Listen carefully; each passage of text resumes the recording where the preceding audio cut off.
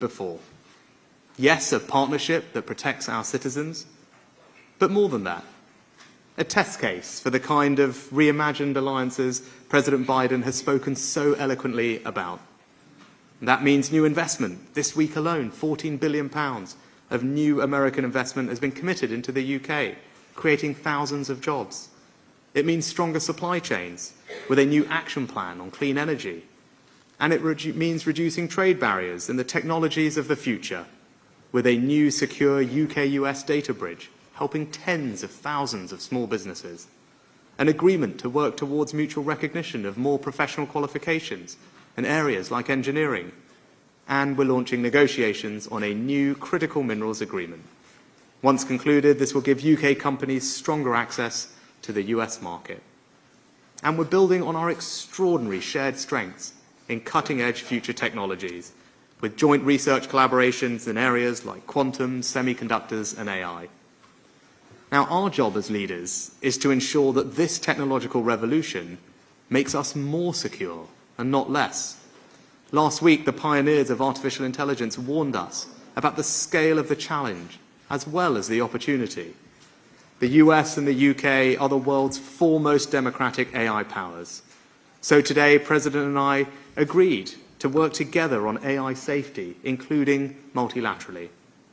Now, the UK looks forward to hosting the first global summit on AI safety later this year, so that we can seize the extraordinary possibilities of this new technological age and do so with confidence. And we are well placed to do so. I know some people have wondered what kind of partner Britain would be after we left the EU. I'd say, judge us by our actions. We're committed to our values as ever, as reliable an ally as ever, as attractive an investment destination as ever. But we're changing too. We're strengthening our relationships, not just with old friends like America and in Europe, but with new friends in the Indo-Pacific too. And we now have the freedom to regulate the new technologies that will shape our economic future, like AI, more quickly and flexibly. That is the future that we are creating in Britain. Confident, proud, and free. And let me close with a personal reflection. As Joe mentioned, he and I have seen quite a lot of each other in recent months. I gather our wives have even started to take spin classes together. And we were talking earlier about our hometowns. Joe is very rightly proud of Scranton. And I was telling him a little bit about Southampton in England, where I'm from.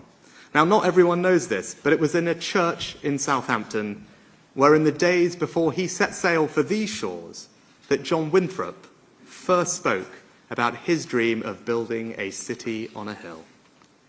And that reminds us that the relationship between our two nations is unlike any other. Our alliance is so strong because it is not abstract. It is rooted in our people. And it's never been about our history alone, but about our ability to grasp the future. We share the same beliefs, pursue the same purpose, and act according to the same ideals. And that's why today, as we meet the challenges of our time, we can depend on each other with absolute conviction. When the United States and the United Kingdom stand together, the world is a safer, better, and more prosperous place. And that's why ours is the indispensable alliance. Thank you.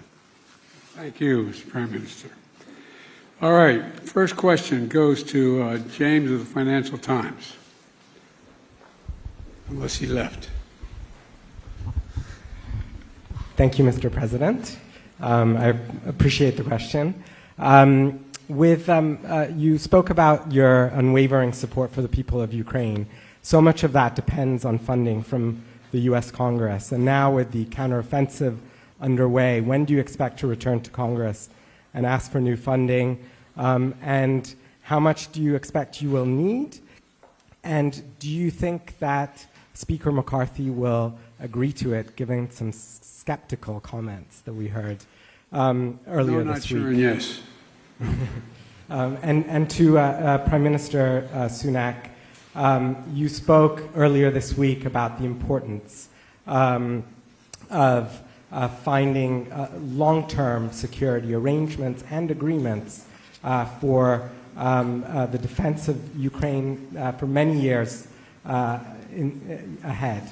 Do you think that, have you found a common position with President Biden on that issue? What's your preferred model for a long-term security agreement with respect to Ukraine? And does it need to be sorted out before the Vilnius summit? Thank you. Let me begin by answering your question. First of all, the Ukrainians should speak to the military operations. I won't do that from here. We've done everything we could collectively, but individually in the United States, to make them ready to support that they're going to continue, and an evolving situation that we're very optimistic. In talks with the Ukrainians and particularly with Zelensky and our allies and partners on commitments to Ukraine, long-term security to deter future aggression after this war ends is the goal. And we're advancing this goal by providing them the support Ukraine needs now on the battlefield and helping them strengthen their military over the long term. The fact of the matter is that I believe we'll have the funding necessary to support Ukraine as long as it takes. And I believe that that support will be real, even though you hear some voices today on Capitol Hill about whether or not we should continue to support Ukraine and for how long we should support them. The fact of the matter is, I asked people to picture what would happen if we were not supporting Ukraine. Do we think Russia would stop in Kyiv? Do you think that's all there would be happening? I think not, and I think the vast majority of my colleagues, even the critics, think that would not be the case as well. There's much more to say about Ukraine, but I hope that answers your direct question. James, thank you for the question. If I might actually touch on your first question first, and so it's actually entirely reasonable for the American people to hear what I say and hopefully acknowledge the thanks that we have for their support of the situation in Ukraine, but also ask if everyone is doing their bit. And that's why, as I said, the UK is proud to be behind the US, the biggest contributor to the military effort in Ukraine. And I think it's right that other countries also step up and do their part. We're lucky to have America's investment in European security, but we need to share the burden alongside you, which is why defence spending in the UK has been above the 2% NATO benchmark. It's on an increasing trajectory, and we would encourage other countries to follow the lead that the US and the UK set, because our security is collective. I think the other thing for you to know about us as an ally is we also view security as indivisible between the Euro-Atlantic region and the Pacific. That's why the AUKUS partnership is so important. That's why we're strengthening our engagement and alliances in that region too, so that the US can count on the UK as a partner and an ally, sharing the burden, but also working together in every sphere that it matters. And on your latter question, I agree with what the President said. It's about deterrence. President Putin will be thinking that he can wait us out, that the alliance will tire, will get fatigued, and will give up. Now, that is not the case. And the more we can put in place support for Ukraine, not just in the here and now, but support that will last for a time and for years to come, I think it sends a strong signal to him that there is no point trying to wait us out. We're not going anywhere. We will be here for as long as it takes. And hopefully that will speed up the calculation in his mind that he should withdraw his forces and stop what is an illegal and unprovoked act of aggression. Also, if you don't mind my making an addendum, I'd point out that not only do we have Europe responding, I spent a lot of time in Japan. The Japanese have stepped up. They've stepped up in terms of their budget. They've stepped up in terms of their involvement. They've stepped up in terms of the support for Ukraine, realizing that a glaring invasion with no pretext of anything other than conquering land occurring in the 21st century is a danger not only in Europe but everywhere in the world. The next question from from the PBS News Hour, Laura.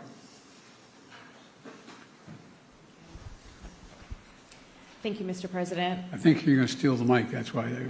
Yeah, they're holding on to it. Laura Barone Lopez with the PBS News Hour.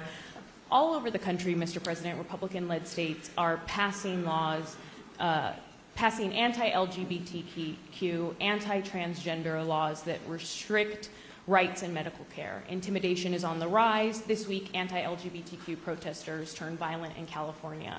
And also recently, I spoke to the parents of a transgender girl in Texas who told me that they're afraid and that they're considering leaving not just their state, but the country.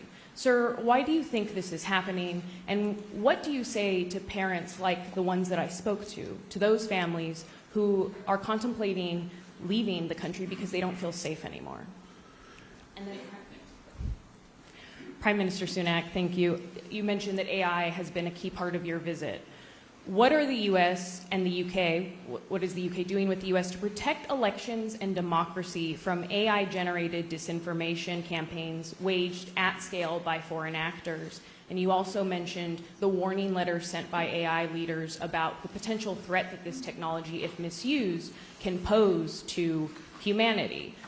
How is regulating artificial intelligence going to be any different than what has been done at the global scale so far to deal with climate change, another existential threat? Let me answer your first question. First of all, maybe quietly when we finish this, you can give me the number of that family, and I will call them, let them know that the President and this administration has their back, and I mean that. Look, as President, I was proud to end the ban on transgender troops in our military, sign the Respect for Marriage Act, strengthen the civil rights protections for LGBT Americans, and advance LGBT human rights around the globe. But our fight is far, far from over because we have some hysterical and, I would argue, prejudiced people who are engaged in all what you see going on around the country. It's an appeal to fear, and it's an appeal that is totally, thoroughly unjustified and ugly. It's wrong for that a person can be married in the morning in the United States and fired in the afternoon by their employer because they're gay. It's wrong that the violence and hate crimes targeting LGBTQ people is rising. It's wrong that extreme officials are pushing hateful bills targeting transgender children, terrifying families, and criminalizing doctors. These are our kids. These are our neighbors. It's cruel and it's callous. Not somebody else's kids, they're all our kids. They're the kids, and our children are the kite strings that hold our national ambitions aloft. It matters a great deal how we treat everyone in this country. And the fact is that I'm announcing today a series of new initiatives that we're taking to protect the LGBT community. I was going to do this at the 4 out on the South Lawn. We're having Pride Day. But we're going to have to postpone it because of the climate, because of the weather and the pollution out there, because of the fires. But number one, we're going to strengthen the physical safety. Dedicated resources, the federal coordination of Better Protect Pride celebrations, marches, community centers, healthcare providers, and small businesses. Secondly, we're addressing civil rights violations. A new coordinator to protect LGBT students from book bans, which make it harder for kids to learn and may violate their civil rights at the same time. We're also engaging in mental health and other supports, more mental health resources, and funding to help families support their kids, new efforts to protect LGBTQ kids in foster care, and steps to end the absolute end of LGBTQ homelessness. Congress has to pass, and I'm not giving up on this, just like they told me we couldn't get the Marriage Act passed. Congress must pass the Equality Act and send it to my desk. LGBTQ Americans, especially children, you're loved, you're heard, and this administration has your back, and I mean it. We are not relenting one single second to make sure that they're protected. Laura, on your question, it's clear that AI can bring incredible and will bring incredible benefits to society, our economies, to all of us. And actually, one of your leading venture capitalists just published an essay on this, which made the point very eloquently yesterday. I think it's also clear, though, that it does pose very real risks that we as leaders need to be cognizant of and put in place the guardrails to mitigate against. Actually, President Biden and I had a very good conversation on this just a couple of weeks ago in Japan in one of our sessions in Hiroshima. And we are aligned in wanting to discuss with other countries what those guardrails should be. I think here in the US, you've convened all the companies together recently. We've done the same in Downing Street just a couple of weeks ago. And I think there are a series of measures that we can implement, working cooperatively as we have been discussing, that will ensure that we can enjoy the benefits of this technology whilst mitigating against their risks. And that's what our citizens would expect. And you talk about climate change. You know, we come together at COP to work multilaterally across multiple countries to bring down carbon emissions, to get funding to the countries that need it, to share research on how we can develop the green technologies of the future. Indeed, that's part of our conversations and agreement today. Now, we need to bring that same spirit of urgency, I think, to the challenges and opportunities that AI poses, because the pace of the technological change is faster than people had anticipated. And I think the letter that you mentioned kind of reminded us that we do need to work urgently to address this issue. And I'm delighted that Joe and I and others will be doing that with all great haste. And I think a couple of questions on our end. Could I call on the BBC? Thank you. Chris Mason from BBC News. Prime Minister, your aim as a Conservative Party at the last general election was a full free trade deal with America. Isn't the simple truth of what's been announced today an acknowledgement of a failure to do that? And to the President, why won't you do a full trade agreement with the UK? Thank you. Thanks. So if you look at what we've announced today, what it does is respond to the particular opportunities and challenges that we face right now and into the future. And it asks the question, what do we need to do working together that can bring most benefit to our citizens as quickly as possible? And our agreement does that. It's a first-of-a-kind agreement that's ambitious in what it seeks to achieve. I think that I've structured it around a couple of different areas. The first is economic security, because the challenges we face are much more economic in nature, big subject of our discussions at the G7 recently, and the only way we're going to meet those challenges is to work together, to strengthen the resilience of our supply chains, to research the technologies of the future together, and that's what we've announced today, is a partnership that will deepen our cooperation to strengthen the economic security, and that's good for all our citizens at home. And those risks have intensified in the past couple of years. I think that's very evident. But it also seeks to build prosperity and create jobs in both of our countries. We've announced billions of pounds of investment into the UK, which is going to support thousands of jobs. And the agreement that we've struck today will continue to do that. It will support tens of thousands of small businesses in the UK, removing unnecessary red tape so that they can trade and do business in the US far easier. And I think those types of specific targeted measures that will deliver real benefits to people as quickly as possible are the right things for us to be focused on. But I think be in no doubt, as Joe and I were discussing earlier, the economic relationship between our two countries has never been stronger. The trade is worth hundreds of billions of pounds or dollars a year. Over 1 million of our citizens in each other's countries work in each other's companies. We're one of the largest investors in each other's countries, and that trade is growing at something like 20% last year. So the relationship is strong, it's booming, but our agreement today focuses on the particular challenges, opportunities of the moment we're in, and I think that's the right thing for us both to be focused on. I think we had a really good discussion today about our economic relationship, and we launched negotiations on critical materials and an agreement to deal with climate crisis. For example, there is no reason why Great Britain will not play a major role in not only critical materials, but in investing in the United States of America in all of our initiatives relating to the need for critical materials, including battery technology and a whole range of things. Number one. Number two, cooperating on data and AI. It is a limitless capacity and possibility. But we have to do it with great care, not relative to one another, but relative to the issue. Because when I convened the leaders in AI, about I think there were 13 here in the United States, the very architects of this AI, they're also very concerned about it getting out of hand. And we got to make sure we're all on the same page. And we're looking to Great Britain to lead that effort this fall in putting together a proposal, a group of nations to deal with, how do we deal with this? It not only has the potential to cure cancer and many other things that are just beyond our comprehension, but it has the potential to do great damage if it's not controlled.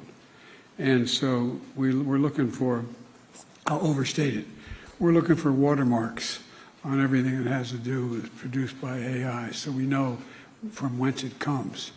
But there's a lot we have to do. We're also addressing the national security risk posed by certain types of outbound investments.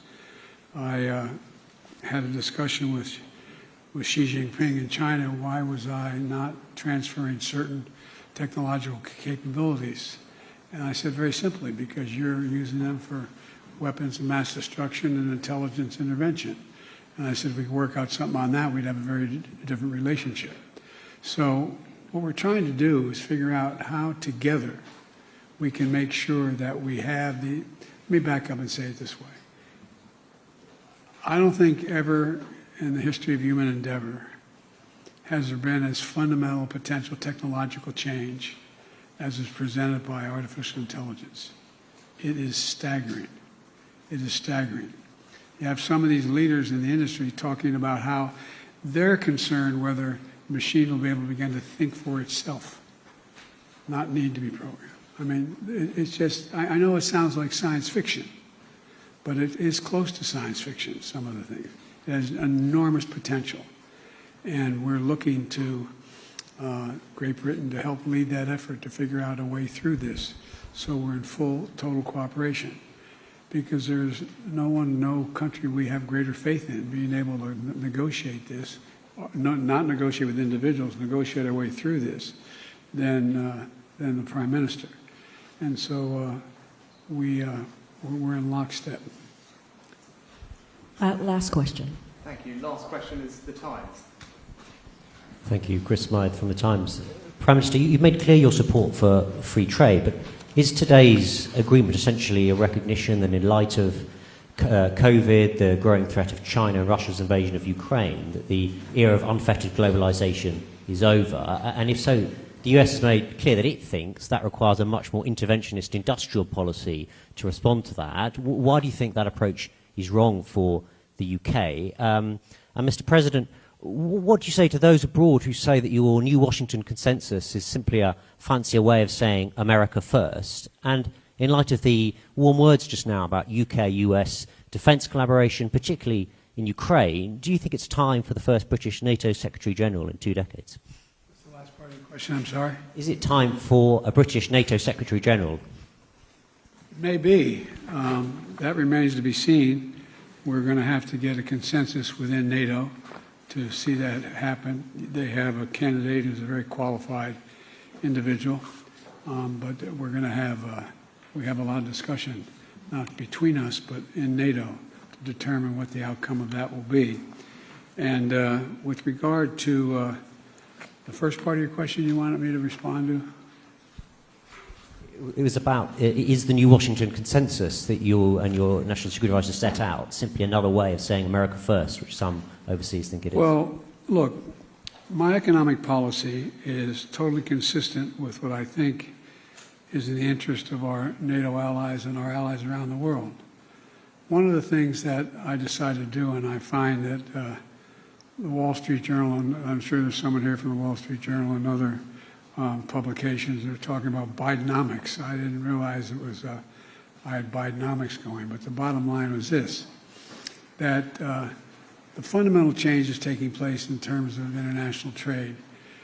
Nobody at least very few people in the United States, and I suspect around the world, knew what a supply chain meant, what they were talking about, a supply chain.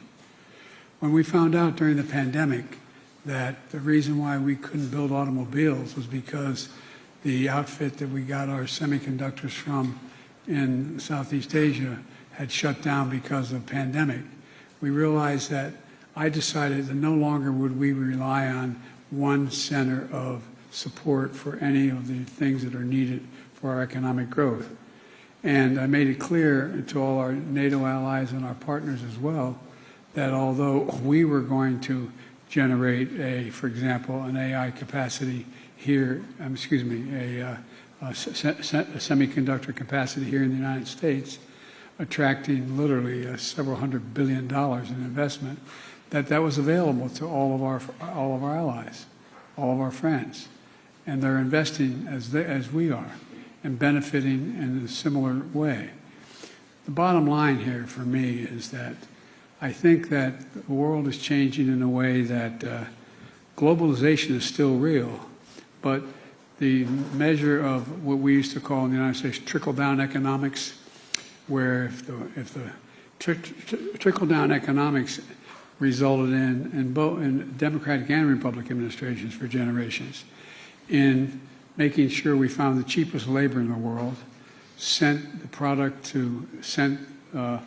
work to that neighbor or those neighbors who have the cheapest labor, and they send back their products. Well, I'm not doing that anymore. We're going to make sure that we, in fact, have a flip of that. We're sending capacity here in the United States. We're attracting capacity to build here in the United States and send product overseas, not the reverse. And I know it sounds simplistic, but it's working so far. And it's not going to hurt any of our allies or friends in terms of the trade piece of this. Matter of fact, I'm finding they're benefiting from it as well because they're engaging in it with us. And at home, they're doing similar things. So that's why we talked about the need to have relationships in terms of certain materials, the battery technologies, the share. We rely on Great Britain to produce a lot of that for us.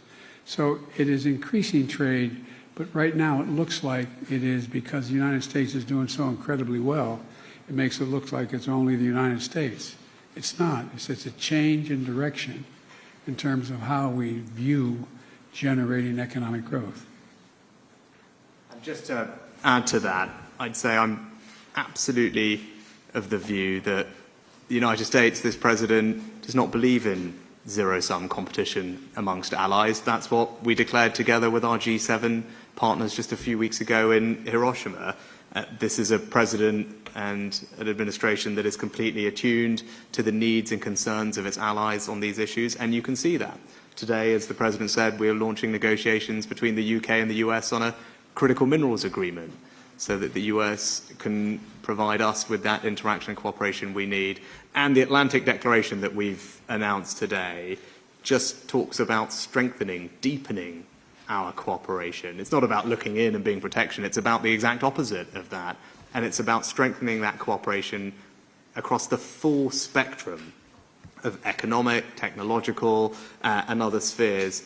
And that's what you will see. You'll see that from the President, you'll see it from me, you'll see the UK and the US working even more closely together on all the big economic issues of our time, because that's what the moment demands, and that's what our citizens need us to do, and that's what the President and I plan to deliver. And it's not just our citizens. Look, the Global South, there are going to be 1 billion people in Africa very shortly.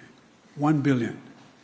At the G7, it was originally called Build Back Better World, but we're talking about there's a new PPI, anyway, an industrial policy that we're all signed on to provide the countries in Africa and in the Global South an opportunity to grow, significantly grow, which benefits the United States, benefits Europe, benefits every country, because the reverse is true. If we don't figure a way in which these countries can grow and participate and be able to build infrastructure. You know, the Chinese have a Belt and Road Initiative, Well, the Belt and Road Initiative turns out to be a debt and confiscation program. Not going very far. But what we're doing, and we're going to be doing with our NATO allies, with the G7, is providing opportunities. For example, Angola should be in a position very soon to have the largest solar facility in the world, generating significant amounts of energy. Benefits us, benefits them, brings them into the 21st century in a way that they've never been before. We're talking about building, and I have my team putting together with other countries as well, to build a railroad from the Pacific Ocean, from the Atlantic Ocean, all the way to the Indian Ocean. Never occurred before. How our departments of agriculture are working with these countries. So there's a significant amount of cooperation, not to hoard capacity, but to expand capacity, to further expand opportunity, because we all benefit from it. And one thing I've learned is that we are not going to be able to deal with the global warming, which is the most consequential threat to humanity, if we don't do it, unless we engage more together, not fewer, not less together. And so the United States will do what it can do well and invite all of our partners to be part of it if we can. Thank you.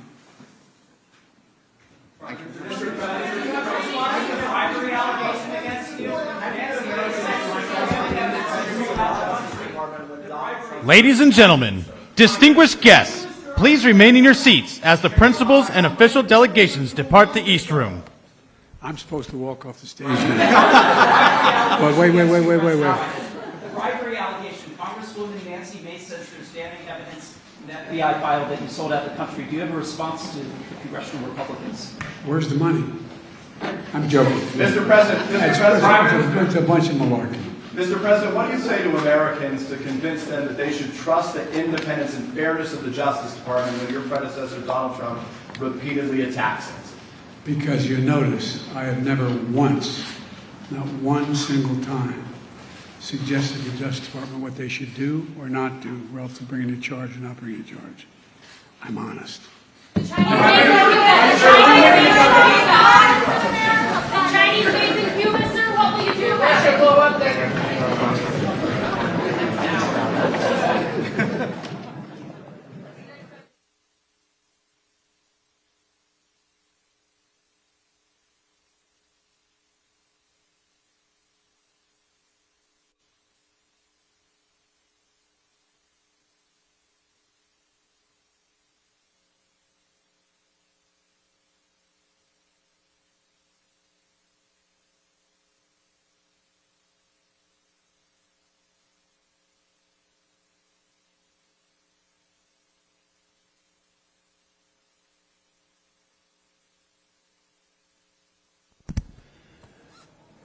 Press, please remain seated while the delegations leave.